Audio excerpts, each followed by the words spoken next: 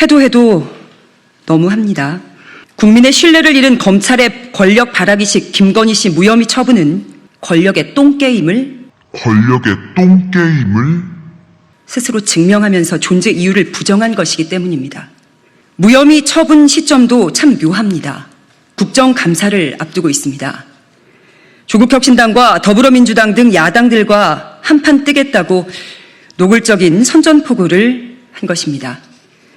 검찰을 중대범죄수사청과 공소청으로 분리해내겠습니다.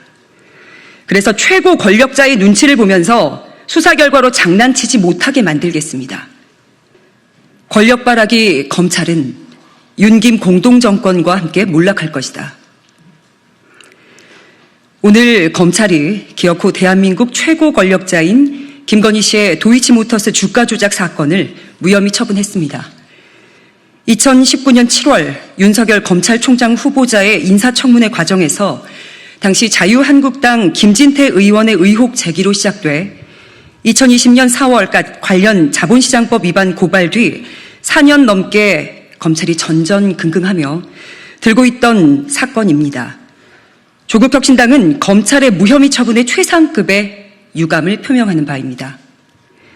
아울러 정치검찰의 노골적인 권력 바라기 행태를 강력하게 규탄합니다.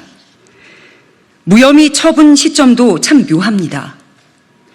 검찰은 내일 서울중앙지검 국정감사를 앞두고 있습니다. 조국혁신당과 더불어민주당 등 야당들과 한판 뜨겠다고 노골적인 선전포고를 한 것입니다. 무수한 증거와 검찰이 재판부에 제출한 의견서 역시 김건희 씨의 주가 조작 관여를 명확하게 가리키고 있는데도 검찰은 눈을 질끈 감고 4년 동안 봐줄 국리에만 골몰했습니다. 주가 조작은 결국 돈을 벌기 위해 하는 거 아닙니까? 한국거래소 자료를 보면 김건희, 최은순 모녀는 23억 원 상당의 수익을 올렸다고 합니다. 검찰이 법기술을 발휘하고 현란한 언사로 무혐의 처분을 해도 어떤 국민이 이걸 납득하겠습니까? 검찰의 이런 결론은 김 씨가 부른 장소로 출장 가서 휴대폰을 압수당하고 불러주는 대로 받아 적을 때부터 예견된 결과였습니다. 검찰은 다시는 법과 원칙을 입에 올리지 말기를 바랍니다. 윤석열 정권도 공정과 상식 같은 공허한 소리를 주절거리지 말기를 바랍니다. 역사는 반복됩니다. 검찰이 2007년 BBK 주가 조작 사건을 무혐의 처분해준 덕분에 대통령에 당선될 수 있었던 이명박은 결국 다스의 실소유주임이 밝혀졌습니다. 검찰이 김학의 사건을 무혐의 처분했지만 김학의는 결국 수레로 구속됐습니다. 정의가 부족하게 남아 뒤늦게 실현된 거죠. 그러나 검찰의 흑역사는 다시는 반복되지 못할지도 모릅니다. 국민의 신뢰를 잃은 검찰의 권력 바라기식 김건희 씨 무혐의 처분은 검찰이 권력의 똥게임을 스스로 증명하면서 존재 이유를 부정한 것이기 때문입니다. 국민들께서는 검찰개혁의 필요성을 다시금 절감하셨을 겁니다. 검찰의 해체와 근본적 재건축, 김건희 씨에 대한 특검만이 해답입니다. 조국혁신당은 다시 신발끈을 동여매겠습니다. 검찰을 중대범죄수사청과 공소청으로 분리해내겠습니다. 그래서 최고 권력자의 눈치를 보면서 수사 결과로 장난치지 못하게 만들겠습니다. 김건희 종합특검법의 통과에 매진하겠습니다. 3년은 너무 길다 특별위원회, 탄추위를 중심으로 김건희 씨의 죄상을 낱낱이 밝혀 단죄하고 무너진 법치주의를 다시 반석 위에 올려놓겠습니다.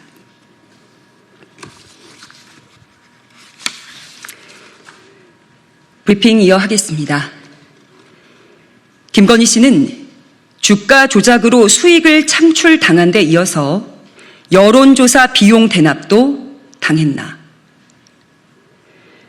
김건희 여사 공천 개입 의혹의 핵심 인물인 명태균 씨는 2022년 3월 9일 대선을 앞두고 열흘 동안 여론조사를 매일 실시했습니다. 오로지 윤석열 당시 후보에게 보고하기 위해 실시된 겁니다. 명 씨의 지시로 미래한국연구소에 이 같은 작업을 진행했던 제보자 강혜경 씨는 명 씨가 윤석열, 김건희 부부에게 여론조사 비용을 받으러 갔다가 김영선 공천을 받아왔다는 취지로 말한 바 있습니다. 여론조사가 오로지 윤석열 후보를 위해 만들어진 것이기 때문에 그 비용은 국민의힘 대선 선대위나 윤 후보가 내는 게 마땅합니다. 그런데 명태균 씨는 지방자치단체의 자리를 팔아 비용을 충당했습니다. 이른바 매관 매직이자 공천 헌금입니다. 한겨레의 오늘 보도를 보면 명 씨는 여론조사 비용과 관련해서 돈은 모자라면 미래한국연구소 소장에게 얘기해서 기억이고 니은이고 디귿한테 받아오면 된다라며 추가적으로 돈을 받아오라. 내가 그거 돌린다고 다 공지했다. 돈 달라 해야지 라고 말합니다.